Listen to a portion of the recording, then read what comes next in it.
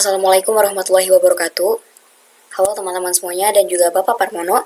Saya Mutiara Nabila Azmi dari jurusan Pendidikan Teknik Bangunan Angkatan 2021 dengan NIM 2110108 yang pada kesempatan kali ini akan mereview juga memberikan reaksi kepada video MEP mengenai sistem transportasi dalam gedung atau TDG. Assalamualaikum warahmatullahi wabarakatuh. Sistem transportasi dalam gedung pada proyek bangunan tinggi. Sistem transportasi dalam gedung ini ialah salah satu sistem yang sangat penting di dalam bangunan tinggi, mengingat aktivitas pergerakan pada bangunan tinggi itu tidak bisa dilepaskan dari sistem transportasi tersebut, karena tidak mungkin seseorang, baik itu orang ataupun barang, bergerak atau berpindah hanya dengan mengandalkan sarana transportasi konvensional seperti tangga, sehingga penting untuk kita pelajari sistem transportasi dalam gedung ini. Yang paling banyak berkaitan dengan bidang arsitektural ialah terkait lift atau elevator, di mana ini merupakan alat transportasi yang umum digunakan. Selain itu juga ada eskalator dan travelator. Namun khusus materi kali ini kita akan fokus membahas lift atau elevator, karena hal ini atau sistem ini yang memiliki dampak signifikan terhadap desain arsitektural, sehingga kita sebagai perencana arsitektur harus memperhatikan aspek-aspek apa saja terkait dengan lift atau elevator ini. Nantinya akan kami bahas mengenai pertimbangan dalam menentukan jumlah atau kapasitas proyek-proyek tertentu. Oke, kita langsung mulai dari bagian pertama mengenai penentuan jumlah dan kapasitas lift. Jadi terkait dengan kapasitas arsitektur, ada baiknya juga mengetahui secara sekilas atau secara singkat aspek-aspek atau faktor apa saja yang adalah fungsi bangunan. Jadi perbedaan fungsi bangunan akan menentukan perbedaan jumlah lift yang ada pada bangunan tersebut. Misalnya apakah fungsinya sebagai hunian, perkantoran, atau mungkin area-area komersial. Jadi beda fungsi, maka kebutuhan baik jumlah dan kapasitas liftnya berbeda.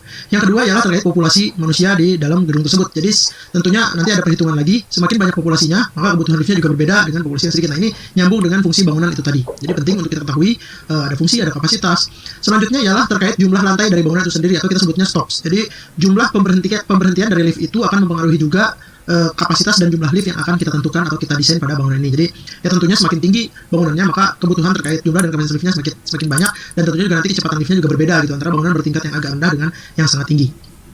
Terus penentuan lift ini juga dipengaruhi oleh travel distance atau tinggi bangunan. Jadi tinggi bangunan ini juga menentukan bagaimana, mirip dengan jumlah lantai tadi, kapasitasnya, kecepatannya bagaimana. Coba bedanya kalau jumlah lantai tadi karena stop atau pemberhentian, nanti hubungannya juga dengan waktu tunggu dari pengguna bangunan itu sendiri, sehingga ini mengaruh juga terkait penentuan waktu tunggu atau waiting time dari sebuah gedung. Nah, ini biasanya waktu tunggu ini dipengaruhi oleh grade atau kelas bangunan itu sendiri. Jadi misalnya untuk bangunan-bangunan yang kelasnya atau segmennya middle atau middle low, biasanya aspek-aspek waktu tunggu ini tidak terlalu signifikan, meskipun ada standarnya, misalnya menunggu maksimal 1 menit kah, 2 menit kah. Namun untuk proyek-proyek yang menengah ke atas atau bangunan-bangunan premium, maka waiting time atau waktu tunggu ini menjadi signifikan karena menentukan kenyamanan dan eksklusivitas dari bangunan itu sendiri. Jadi semakin singkat waktu tunggunya, maka semakin nyaman gedung itu menservis atau melayani penggunanya.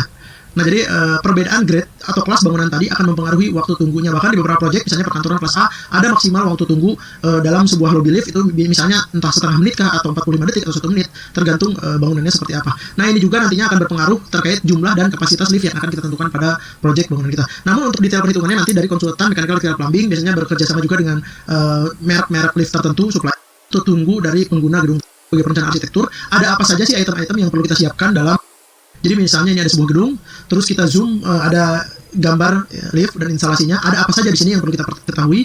Yang pertama tentunya ialah yang seperti digambar adalah car lift. Jadi car lift itu istilah untuk ruangan tempat pengguna menggunakan liftnya di dalam ruangannya, itu yang namanya car, baik itu untuk manusia ataupun untuk barang. Maka kalau untuk barang ialah service lift biasanya namanya. Nah, ini namanya car. Jadi sisi dalam dari lift yang bisa bergerak naik turun di dalam hoistway atau di dalam selubung lift itu sendiri. Nah, di car itu juga yang perlu diketahui adanya opening. Opening itu ada lebar minimum dan tinggi minimum. Jadi biasanya untuk lift penumpang itu 1,1 meter lebarnya, untuk lift fire lift itu 1,3. Jadi tergantung kebutuhan liftnya seperti apa. Jadi itu namanya openingan, di mana pintu buka tutup. Yang bagian selanjutnya ada yang namanya hoistway. Hoistway itu yang warna titik-titik kuning tua atau orange itu ialah kotak atau selubung ruang luncur untuk lift itu bergerak naik turun. Nah, itu namanya hoistway. Jadi baik itu car itu hoistway saling terkait ya. Semakin besar car liftnya, maka hoistway-nya semakin besar, dan memang ada jarak dari car ke hoistway itu tidak langsung nempel karena itu sebagai ruang luncur. Nanti ada beberapa peralatan seperti counterweight, ada beberapa struktur-struktur rangka juga di daerah itu. Jadi itu ada toleransi jarak-jarak minimumnya. Nah, kalau di gambar kanan itu ialah ruang luncur, itu nanti hubungannya dengan travel distance. Jadi nanti berapa panjang atau berapa tinggi bangunannya dan berapa banyak pemberhentiannya. Nah, itulah yang kita sebut area hoistway atau selubung untuk ruang luncur lift. Masuk ke bagian selanjutnya ialah ada yang namanya counterweight. Jadi kalau di gambar itu yang warnanya orange atau coklat di belakang dari car lift, biasanya yang sistem konvensional lift biasa seperti ini yang mesinnya di atas, itu counterweight sebagai bagian pemberat dari lift. Jadi dia pada saat liftnya naik, maka counterweightnya turun dan sebaliknya. Jadi itu ada di belakang dari car liftnya. Kalau lift service biasanya counterweightnya ada di samping, tapi sama-sama fungsinya sebagai pemberat dari lift untuk naik turun dan ditarik oleh tapi sama-sama fungsinya sebagai pemberat dari itu. Ada yang namanya istilahnya overhead. Overhead ini ialah jarak antara lantai terakhir sampai dengan dasar ruang mesin atau atap dari hoistway ruang luncur itu sendiri. Nah, biasanya ini tergantung dari kecepatan lift ya, dari dalam perencanaannya. Rata-rata sih yang di proyek-proyek pada umumnya overhead ini atau di lantai paling atas itu tingginya 4,5 sampai 5 meter sebelum mesin lift. Jadi kalau atau ruang mesin liftnya atau untuk apartemen yang disebut overhead. Lanjut ke bagian atas dari gedung, itu istilahnya disebutnya ruang mesin atau ruang mesin lift. Itu biasanya tergantung mesinnya, rata-rata tingginya 3 meteran. Itu biasanya juga di dalamnya ada AC, terus bisa diakses, biasanya ada tangga, ada pintunya ke area tersebut. Di situ untuk maintenance. Jadi kalau suatu waktu ada masalah atau perlu pemeliharaan, maka petugas akan memperbaiki atau memaintenance lift di ruang mesin. Jadi pada umumnya lift-lift yang ditemui di proyek-proyek high-rise building di Indonesia, mesinnya memang menggunakan mesin di atas atau menggunakan ruang mesin yang besar. Namun ada juga beberapa inovasi baru di dalam perencanaan lift ini, di mana ruang mesinnya itu kecil, lebih kecil. Jadi disebutnya lift roomless. Jadi kebutuhan ruang liftnya lebih kecil. Biasanya ada tambahan 2-3 meter. Lift ini ialah landasan terbawah dari suatu lift, di mana pit lift ini semacam kayak bak gitu ke bawah. Biasanya tingginya tergantung ketinggian bangunan juga. Rata-rata 1,5 meter bisa sampai 2 meter tergantung tinggi bangunannya. Jadi semacam penyangga atau penahan pada saat lift turun ke bawah sampai ke lantai paling bawah. Jadi itu komponen-komponen lift yang perlu diketahui dalam hal kita sebagai perencana arsitek. Jadi konsultan MEP atau pada saat ukurannya itu tergantung dari kapasitas lift yang dipilih, dan ruang mesin juga ditentukan oleh ketinggian. Itu pada umumnya bentuknya seperti di gambar, beragam, ada yang bentuknya kotak, ada yang bentuknya memanjang. Cuma yang kalau di Indonesia rata-rata service lift itu digunakan juga sebagai fire lift. Jadi kita kaji detailnya. Jadi dalam satu bangunan ketentuannya service lift ini paling tidak minimum harus disediakan 1 buah service lift. Jadi misalnya ada beberapa lift passenger, maka harus ada service lift khusus untuk barang, untuk pengangkutan sampah dan lain-lain. Dan juga biasanya kalau gedung-gedung baru itu, kalau misalnya lagi dibikin di renov interiornya atau di fitting out, ya untuk mengangkut material atau furniture-nya ya pakai mesin lift ini. Tidak boleh pakai service lift, tidak boleh pakai passenger lift. Nah, pada umumnya setiap 4-5 lift passenger diperlukan 1 lift service. Ini standarnya. Jadi kalau misalnya ada 8 lift passengers, maka perlu 2 lift service. Kurang lebih seperti itu, supaya pada saat terjadi pemeliharaan atau kebutuhannya lagi, loadnya lagi tinggi, tidak terlalu penuh untuk antrian nunggunya. Jadi kalau 8 lift kurang lebih perlu 2 lift service. Untuk hotel dan apartemen, nah ini catatan, lift service harus bisa memuat tempat tidur. Jadi disebutnya bed lift. Jadi kalau kita lihat di gambar, bentuknya agak memanjang ke belakang. Jadi counterweightnya ditaruh di kanan atau kirinya, pintunya juga agak ke samping. Nah, ini bed lift ini karena kalau apartemen dan hotel kan pasti ada furniture berupa kasur atau lemari yang cukup besar. Nah, sehingga furniture tersebut bisa masuk ke dalam lift. Jadi itu, tapi untuk perkantoran tidak yang sebagai Pergub DKI Jakarta nomor 200 tahun 2015 tentang syarat teknis akses kebakaran, ada beberapa syarat dalam dimensi dari fire lift atau lift kebakaran itu sendiri, karena service lift berfungsi sebagai lift kebakaran. Yaitu yang pertama, lebar dalamnya minimal 1,6 meter dan panjang kedalamannya 2,28, tinggi plafon atau langit-langitnya minimum 2,3. Jadi beda dengan lift yang kotak biasa. Nah, itu tadi sekaligus juga kalau hotel dan apartemen untuk bed lift, tapi di satu sisi dia untuk bisa lift kebakaran atau fire lift. Untuk keluar masuk ada batas minimal yang lift. Jadi ini lift penumpang. Secara biasanya pada umumnya lift penumpang itu relatif bentuknya kotak, counterweightnya di belakang.